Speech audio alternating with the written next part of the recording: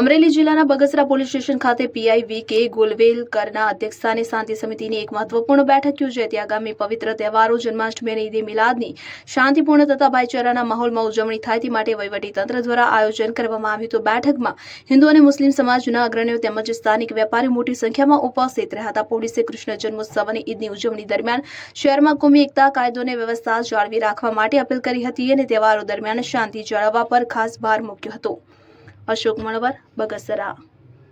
હવે જુઓ દેશ દુનિયાની તમામ ખબરો તમારી આંગળીના ટેરવે. ઉઠાવો મોબાઈલ અને ગૂગલ પ્લે સ્ટોર પરથી ડાઉનલોડ કરો અમારી CN24 ન્યૂઝ મોબાઈલ એપ.